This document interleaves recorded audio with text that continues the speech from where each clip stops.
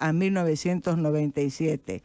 Él siempre se presenta como boliviano, aymara, educador y por supuesto nosotros siempre recordamos ex vicepresidente de Bolivia. Estamos ya en línea con Víctor Hugo. Querido Víctor Hugo Cárdenas, buen día. No sabe el gusto que tengo de poder volver a conversar con usted, aunque sea a distancia y a través de teléfono. Buen día, Maggie. ¿Cómo está usted? Un saludo cordial a usted, a su equipo, a Santa Cruz y a todo el país. Estamos a su disposición. Víctor Hugo, lo primero que quiero preguntarle es, usted ha estado muy activo últimamente en las movilizaciones que han habido, movilizaciones ciudadanas, reclamando el respeto al 21F, y lo he visto mucho más cauto que otros actores políticos en lo que se refiere a candidaturas, a elecciones, y quiero preguntarle por qué. En primer lugar, yo tengo ya bastantes años en esta lucha política, no solo en democracia, sino también en dictadura. Sé que los dictadores y gobiernos autoritarios no sueltan fácilmente el poder. Les gusta la mamadera, se atornillan y quieren quedarse por muchos años. Por lo tanto, esa experiencia me ha enseñado a no confiar mucho en los señuelos, los engaños que lanzan a los partidos y a la ciudadanía. En el caso actual, yo no veo ninguna señal de parte del gobierno para conducir un proceso electoral limpio, imparcial, con un tribunal electoral independiente, sino por el contrario veo un proceso electoral con un reglamento electoral amañado, con los dados cargados en favor del partido de gobierno. Me refiero a las circunscripciones electorales que privilegia la representación rural y disminuye la votación urbana. Eso hay que arreglarlo. Y me preocupa, me angustia el olvido, la desidia, la negligencia de los partidos políticos para cambiar esa reglamentación. En segundo lugar, no veo a Evo Morales con ganas de entregar la banda presidencial a otro presidente que pueda ganarle. De tal forma va a hacer maniobras legales y también ilegales, como decimos, a las buenas y a las malas, él quiere quedarse. En tercer lugar, ya no de palabras, sino de hecho, Evo Morales ha desconocido el resultado del 21F. Es decir, Evo Morales cuando gana reconoce resultados electorales, pero cuando pierde lo desconoce. Eso pasó con el 21F. ¿Qué garantía tenemos los bolivianos de si en las siguientes elecciones hay otro candidato que le gana, Evo va a reconocer? Yo sinceramente creo que no va a reconocer. Por lo tanto, antes que entrar de forma ilusa en el proceso electoral, hay que protegerse, tomar previsiones para que el rayado de la cancha esté bien claro, que el arco del gobierno no sea tan angosto y el arco de la oposición ancho, y el árbitro sea absolutamente imparcial, porque todos los miembros, excepto la presidenta del Tribunal Electoral, fueron ex empleados del gobierno. Entonces la mayoría de los miembros del Tribunal Supremo Electoral son empleados del gobierno, son funcionales al gobierno. Todo esto hay que cambiar. Por eso yo dije, está bien, no hay que cerrar los ojos a las elecciones, pero antes hay que preparar las reglas de juego, que sea absolutamente imparcial. Y eso significa defender el 21F. Constitucional y legalmente, Evo Morales y Álvaro García no pueden volver a postularse, eso dijo el voto popular. Y a mí me preocupa que rápidamente salgan candidatos olvidándose de eso y se presten al juego del gobierno, porque Evo Morales quiere electoralizar la coyuntura. Y por eso yo prudentemente dije, ya vendrá su hora. Ahorita el tiempo es defender el 21F, arreglar las normas y los procedimientos para que sea un juego imparcial y luego se puede ir al proceso electoral. Esas son las razones, Maggie, para la prudencia y el realismo que he venido predicando estas últimas semanas. Debo decir que coincido plenamente con la reflexión que usted acaba de hacer, Víctor Hugo. Y usted sabe que en algunas entrevistas que he hecho aquí algunos actores políticos que están con representación en la Asamblea Legislativa, les había dicho yo, ¿por qué en el momento en que se aprobó esta nueva ley de organizaciones políticas, que además lo hemos visto, ha sido de una manera artera, estaba previsto para que el proceso sea a lo largo de estos años y esté vigente en 2024, y el gobierno ha acelerado todo para que esté vigente ahora? La próxima semana se vence el plazo para el registro de binomio. En este mes de noviembre tienen que terminar el registro de militantes, y en enero del próximo año, o sea, de aquí a 2 o 3 meses, las elecciones primarias de los partidos políticos. Es evidente que todo eso está hecho, como usted bien ha señalado en este momento, para favorecer la imposición de una nueva candidatura de Morales y García. Y yo les decía a algunos políticos que he entrevistado, ¿por qué no hubo en ese momento una posición firme, qué sé yo, declaratoria de huelga de hambre si fuera necesario, una movilización, y no la venia de aceptar este proceso? Ya los veo que están inscribiendo registro. Hemos visto que ha salido una candidatura de Carlos Mesa que en lo personal no me sorprende. Siempre pensé que la iba a lanzar y que solamente estaba cuidándose para no ser atacado seguramente por el gobierno, no sé. Pero han caído en este juego de electoralizar el proceso y de, a mi criterio, Víctor Hugo, bajar la fuerza de la protesta por el respeto a los resultados del 21 de febrero. ¿Usted ha tenido posibilidad de conversar con estos otros actores, con Samuel Doria Medina, con Rubén Costas, con Carlos Mesas, con Revilla, sobre este tema específico, o no hay charlas, Víctor Hugo?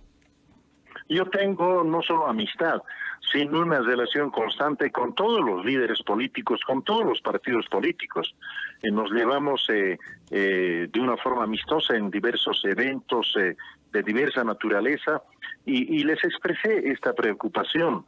Que yo recuerde, solamente el MDS, el Movimiento Demócrata, presentó un instrumento jurídico en ese sentido, pero el resto de los líderes y partidos políticos, de forma rara, se quedaron callados y aceptaron que el gobierno imponga sus reglas de juego, que claramente favorecen a Evo Morales y su candidatura. Algo parecido en Venezuela. Maduro lo que hizo fue adoptar medidas legales para restringir a los partidos opositores, y cuando ya todos estaban enjuiciados o encarcelados, entonces él fabricó un candidato opositor y se lanzó a las elecciones y obviamente ganó.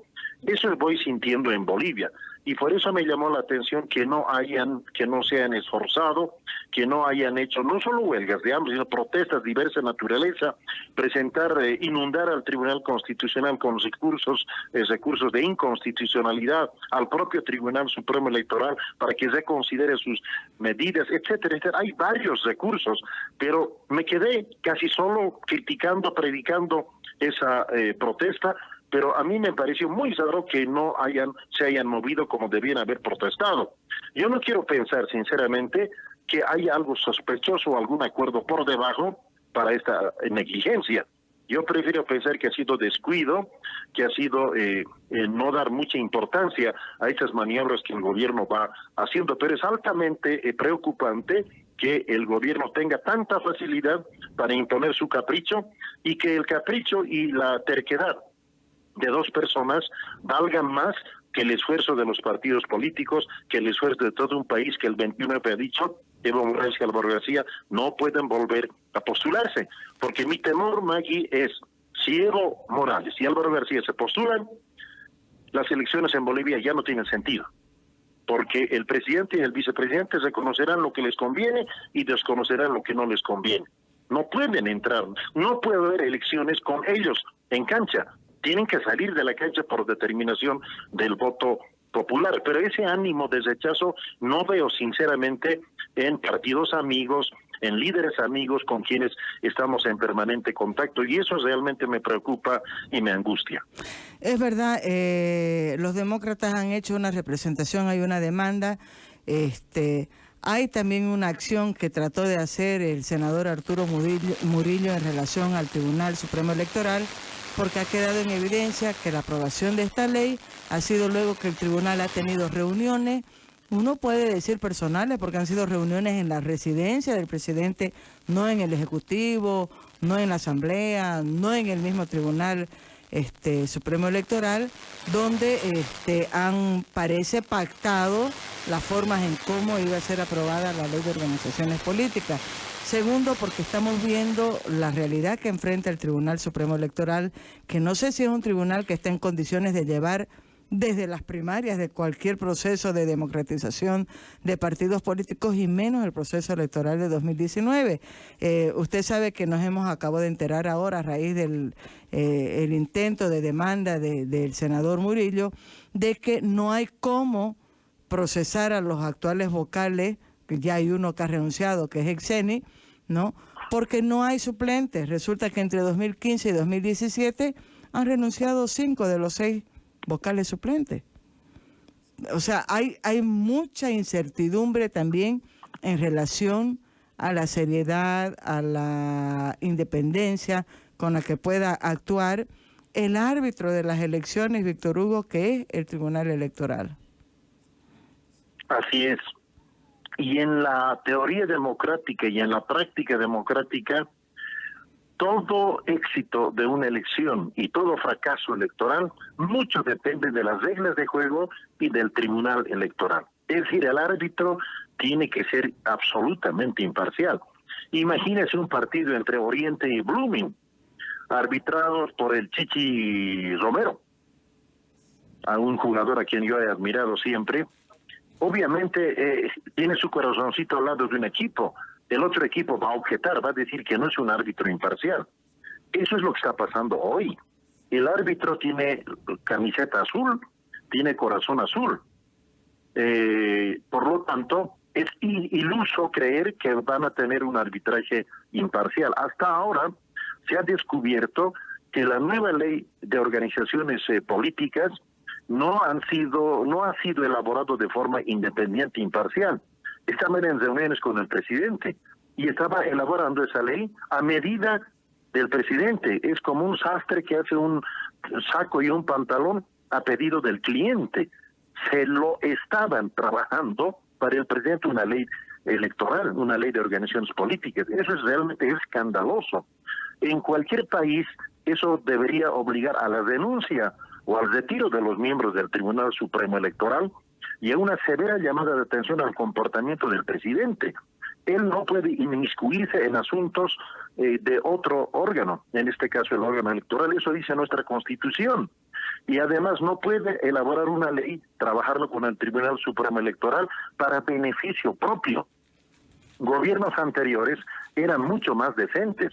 Elaboraban una ley electoral no para que se aplique en esa gestión, sino en la siguiente gestión. La propia reforma constitucional, en un primer año se identificaba que hay que reformar, en el siguiente periodo legislativo se lo aprobaba y en el subsiguiente se aplicaba. Entonces, en cambio, ahora las reformas constitucionales se lo aplican para beneficio del propio gobierno. Incluso el Tribunal Constitucional falla para beneficio del demandante. O sea, estamos caminando muy mal, Maggie. Y en el tema electoral, por ejemplo, el cronograma electoral es una atribución constitucional del Tribunal Supremo Electoral. Siempre, en cada elección, el Tribunal Electoral había fijado fechas de convocatoria de elecciones, inscripción de partidos, retiros, etcétera. Ahora, con el gobierno de Evo Morales, el gobierno a través de la Asamblea Legislativa fija el cronograma electoral. Esto es inaceptable e inconcebible.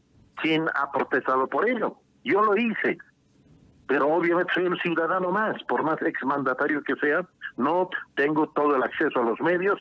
El rol obligatorio de estas quejas son los partidos políticos, no el oficialista, pero sí los de oposición. Por eso debían brincar, gritar, chillar, hacer cualquier escándalo para impedir que estas anormalidades ocurran, pero me angustió y me preocupa hasta hoy la tranquilidad y la pasividad con la que aceptamos estas medidas ilegales, antidemocráticas, que el gobierno está haciendo para facilitar la reelección indefinida de Evo Morales. En lo personal, Víctor Hugo, ¿a usted le sorprendió el anuncio de Carlos Mesa de afiliarse al FRI, de aceptar o de negociar con el FRI su candidatura a la presidencia? No, absolutamente, porque yo ya tenía noticias de esa candidatura, también de otras candidaturas van a ir saliendo conforme pasan los días, y es normal que eso ocurra. Ante un proceso electoral, es la historia política del país siempre ha tenido esos anuncios. Nace un candidato, nace otro, aparece un tercero, aparece un cuarto, luego conversan entre ellos, algunos persisten, otros se quedan, hacen alianzas. Es parte del juego electoral. Lo único novedoso es que ahora el tiempo es muy breve, ¿no? La ley de organizaciones políticas y el cronograma que nos han impuesto casi adelantan un año los plazos que tradicionalmente existían. ¿Cuál es la intención? La primera intención, el objetivo del gobierno es relocalizar a las plataformas ciudadanas y darles el protagonismo a los partidos políticos. El verdadero enemigo del gobierno, y no lo digo con tono agresivo ni con intención despectiva, el verdadero adversario político del gobierno no son los partidos políticos, son las plataformas ciudadanas. Eso es lo que asusta, aterroriza al gobierno, no lo deja dormir, y don Evo Morales tiene pesadillas cada noche. No puede tolerar que hayan hombres y mujeres en el país, en todo el país, y sobre todo en Santa Cruz, que salgan a la calle, pongan el pecho y digan: mi voto se respeta. Bolivia dijo no. Es decir, el voto popular en cualquier democracia es la autoridad máxima. Eso no le deja dormir tranquilo a Evo Morales. Y por eso adoptó esta ley. Adelantó los plazos, aprobó el protagonismo de los partidos políticos, electoralizó el ambiente para acallar la voz de las distintas plataformas ciudadanas.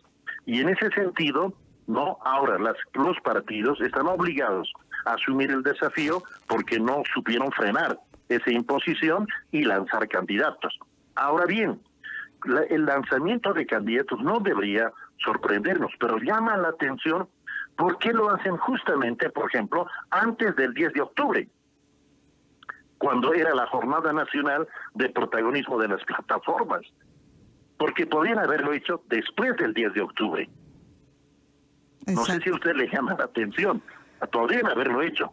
¿Cuál es la intención de lanzar candidaturas o anuncios de candidaturas antes del 10 de octubre? ¿Acaso no es también un apoyo a la estrategia de acallar a las plataformas ciudadanas? No solamente entonces, en eso. política nada se hace inocentemente, todo está calculado. Entonces hay acciones que hay que empezar a dudar y a sospechar. Exactamente, Víctor Hugo, y sobre ese punto quería comentarle algo. Antes incluso de que se hiciera oficial la candidatura de Carlos Mesa, he tenido algunas diferencias con unos amigos aquí porque creen que yo tengo una posición porque no lo quiero a Carlos Mesa. No tengo nada personal contra el expresidente Mesa en absoluto. No, pero lo que uno no puede es estar ciego frente a los hechos. Y además a estas alturas del partido, Víctor Hugo, no hay cómo no darse cuenta de cómo actúa el gobierno y a lo que está dispuesto con tal de conseguir lo que quiere. Antes de que haya la candidatura, cuando Mesa todavía decía que no iba a ser, que ni idea, que por más que le prometieran el cielo y la tierra, que él había decidido que no. Recuerdo que comenzó a tener un protagonismo y los medios le han dado una cobertura bárbara a Mesa, ¿no? Y yo escribí un artículo, está además publicado en el diario El Deber, que veía con mucha intriga esta puesta en escena de Mesa, y que muchos creían que ya estaba siendo incluso confeccionada una candidatura de oposición a la medida del deseo del gobierno o del MAS, ¿no? Mesa ha recibido muchas críticas en el sentido de que es una candidatura funcional, de que después va a ser un acuerdo, de que no van a haber investigaciones para hacer... Bueno, viene mucha especulación sobre esto. Y la verdad que yo tengo muchas dudas, porque me parece una locura lo que ha pasado, imposible que no sepa cuál es el contexto político que vivimos, cuáles son las intenciones del gobierno, lo dudo que no lo sepa, ¿no? Pero además me llama poderosamente la atención, Víctor Hugo, y esto se lo quiero decir a usted, lo he comentado con mucha gente. Está circulando una encuesta que no le he publicado, no le he compartido porque no sé en base a qué, quién la hace, ni cuál es la ficha técnica, pero en la que usted por primera vez aparece ¿no? Pero a lo que me voy es que me llama mucho la atención de que no incluyeran el nombre de Víctor Hugo Cárdenas en todas las encuestas que se han estado publicando antes, que incluso lo incluían a Evo Morales y a García cuando no podían ser candidatos, pero estaban en las encuestas. Y yo le he preguntado a varios de los que promueven o comparten estas encuestas por qué el nombre de Víctor Hugo Cárdenas no aparece. Y me decían, no, porque él tuvo poca votación cuando fue candidato, porque no, la gente no va a volver por un candidato indígena. O sea, muchos argumentos que no me convencían ni me convencen hasta ahora, porque en todo caso uno puede decir tampoco Carlos Mesas tenía una votación extraordinaria cuando fue candidato. Él fue candidato a la vicepresidencia, llegó a la presidencia, sabemos en qué coyuntura, digamos, no fue porque la gente votó por él, ¿no? Entonces, veo muchas cosas raras y como si hubiera un trabajo de no dejar que la figura de Víctor Hugo Cárdenas esté disputando este escenario político. ¿Qué percepción tiene usted de eso? Perdón, Maggie, no le capté muy bien. Usted dijo de que hay una reciente encuesta donde ya por fin me incluyen en una encuesta. Sí, ayer ha comenzado a circular, un amigo me la ha mandado hoy, es que incluso mi amigo me dice, mira, Víctor Hugo, sin estar en exposición en los medios, porque los medios no le dan la cobertura que le han dado a Mesa, que le dan a Evo, aparece en esta encuesta con un porcentaje muy alto, superior, si no me equivoco, al que le atribuyen a Mesa como posible candidato presidencial. ¿No la conoce? No estoy, sería, a ver si me lo envía. Se la voy a mandar, pero... Usted me despertó la curiosidad. Pero Víctor Hugo, ¿por qué su nombre no aparecía hasta ahora en estas encuestas? ¿Qué es lo que siente usted, qué percibe? Yo le digo, Maggie, perdón un segundito, con la mayor franqueza, de que no es casual de que no me incluyan en las encuestas. El temor que tiene la gente que está manejando encuestas y otras personas, y mucho más el gobierno, es que Víctor Hugo Cárdenas es un opositor claro, definido, nítido ante el gobierno de Evo Morales. Yo no contemporizo nada en eso y soy claro. Yo no soy populista, yo no hablo ni hago cosas en función de cómo voy a caer bien a la gente. Yo lo he demostrado en el llano, en la oposición y en el gobierno, que lo que hay que hacer, hay que hacerlo. Yo tengo responsabilidad y no tolero absolutamente ningún acto de corrupción.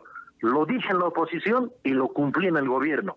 Maggie, yo puedo caminar por la calle de las ciudades, no solo por La Paz, por Santa Cruz, por el resto del país, y nadie me puede acusar con el dedo de haber cometido actos de corrupción, de haber dicho un día blanco y al día siguiente negro.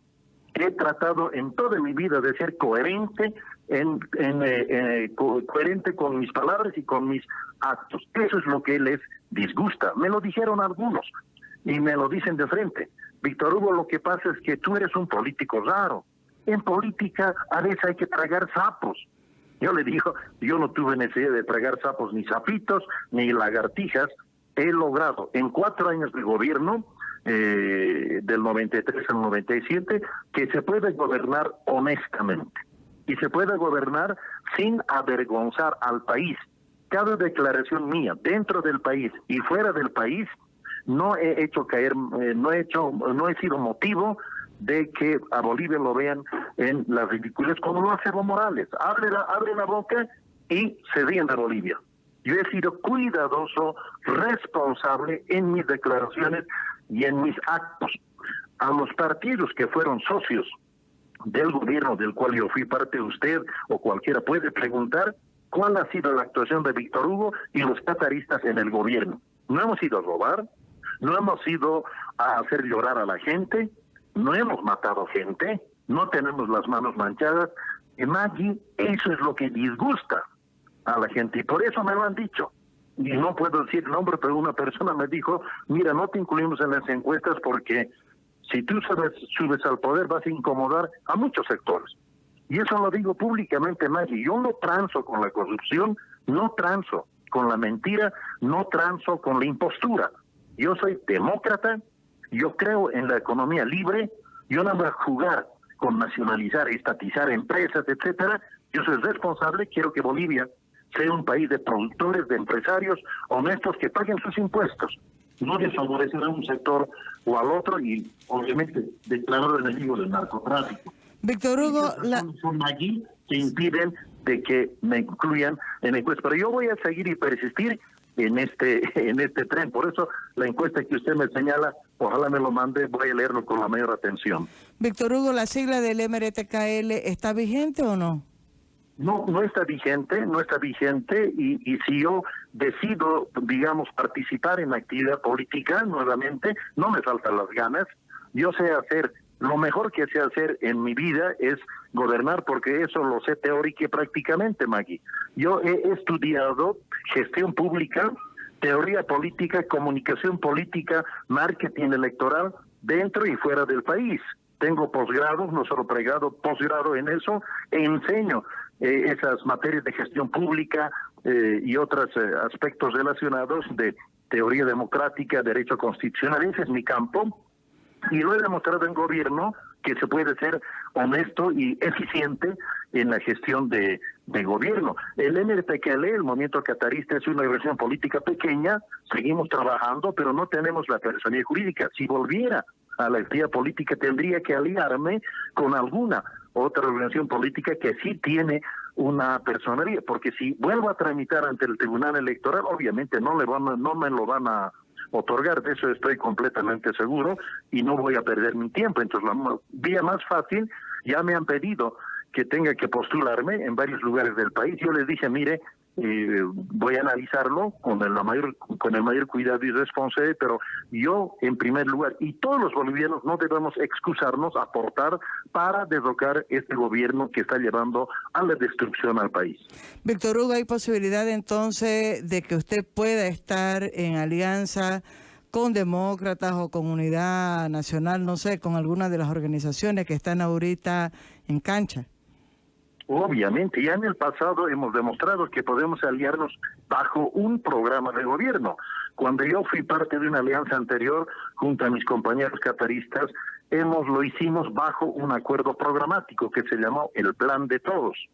Ningún plan se cumple al 100%, pero hemos cumplido más del 90% de ese plan. Y en ese aspecto, de la totalidad de puntos, algunos aspectos nos hemos responsabilizado nosotros y somos coautores.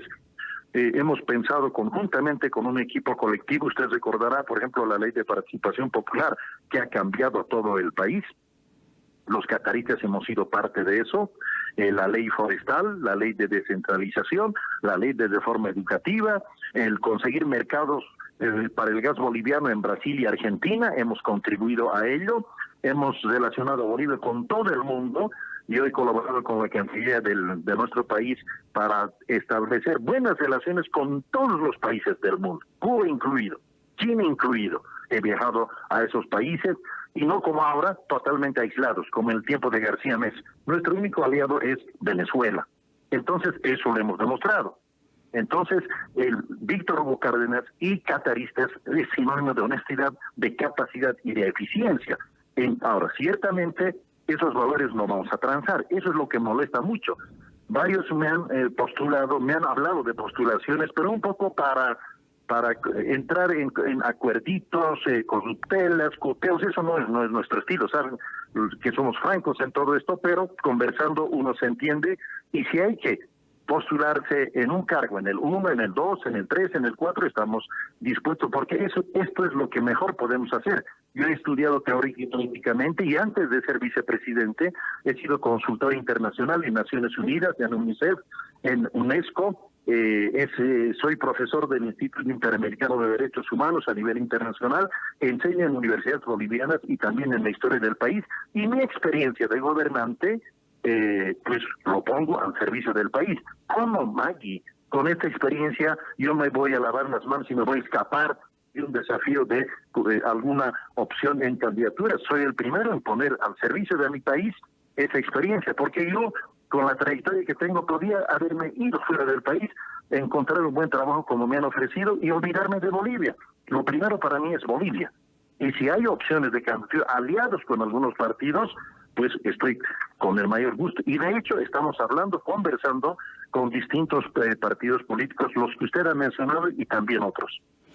Víctor Hugo, vamos a estar atentos. No me imagino si un binomio de usted con Carlos Mesa por todo lo que he dicho, no sé, pero como todo es posible en política, tampoco habría que descartar esa posibilidad. Me quedo con una intriga de saber si los medios de comunicación, los periodistas que tienen programas en general, le han hecho un vacío a Víctor Hugo Cárdenas o lo tienen en contacto y lo llaman de manera permanente. Mire, Maggie, le digo con toda franqueza, se habla mucho de la participación indígena, social, popular y todo eso. Y por los nombres de los candidatos que se hablan, parece que voy a ser el único que habla, además de castellano, una lengua indígena. Taca Gilat Cuyacanaca, una Bolivia marcan que decir Gilat Cuyacanaca, Humacar Vichuro, Chucao Marcapach, Arjait Arisman, Taquechima, Humanacaro, Hayal Chausmana. Que tiene que tener Santa Cruz, Tofen, Aymar, Gilat Cuyacanaca, Siptaja, Humanacaro, Hayal Chausmana. Han Taishtianenit, Han Yagistianenit, Intis Hamsun en Eutaki Giosataki. Le hablé en Aymara, Maggie. Sí. Y además le puedo decir de que Aymara es una, Quechua es una, Guaraní es una, Uxon Coila, Ugio y Aila. Le hablé en Quechua, Maggie, y estoy estudiando Guaraní. Increíble. Un gobernante tiene que comunicarse con su país. Y yo ponga al servicio del país esas mis capacidades, mis posibilidades. Pero obviamente tampoco soy iluso, yo tengo una organización pequeña, no solo no puedo hacer nada, hay que trabajar colectivamente. Pero sí, con quienes hablo, siempre les digo, si ustedes quieren construir un masismo sin Evo, no me cuenten a mí. Porque hay gente, Maggie, que promovido por el gobierno o por su propia cuenta, están ofreciendo al país o queriendo ofrecer al país un masismo sin Evo. Yo no entro ahí, Maggie, y lo digo a Santa Cruz, lo digo a todo el país. Yo no quiero ni evismo ni masismo. ¿Qué es masismo y evismo? Es corrupción, es narcotráfico, es persecución judicial, es falta de respeto por la Constitución, es pisoteo del 21F, es usurpación de la ley, en fin, es acciones que dañan al pueblo boliviano, es aislamiento internacional. Yo estoy en la otra vereda. Más claro, agua. Creo que es una posición clarísima. De verdad que me ha gustado mucho poder entrevistarlo. Víctor Hugo, cuando esté en Santa Cruz y sea sábado, me tiene que avisar porque quisiera tenerlo aquí en estudio para poder hablar más tranquilos y tener una charla mucho más larga. Con todo gusto, Maggie, va a ser un honor. Le mando un saludo del maestro Rubén Darío Suárez Arana, que está en línea, y también de José Luis Arteaga, que está en línea, mi amigo Germán Richter, que están en línea, todos ellos con mucha admiración por usted, Víctor Hugo. Es mutuo, Maggie, grandes amigos. En Santa Cruz conocí grandes hombres y mujeres, sobre todo líderes jóvenes, hombres y mujeres en las plataformas ciudadanas. Por eso el 10 de octubre estuve en Santa Cruz, recorriendo las calles de Santa Cruz, para en los hechos estar con ellos, entrelazados los brazos y los corazones, porque creo que los bolivianos no podemos dejarnos pisotear por el capricho de dos personas. Evo y Álvaro nunca pueden ser más que todo el pueblo boliviano unido. Muchísimas gracias, Víctor Hugo Cárdenas. Con esas palabras cierro esta entrevista, este contacto telefónico, y hasta una próxima oportunidad. Hasta pronto, Maggie, y un saludo a Santa Cruz. Ha sido un contacto telefónico con Víctor Hugo Cárdenas, que está en La Paz. Yo les estaba dando algunos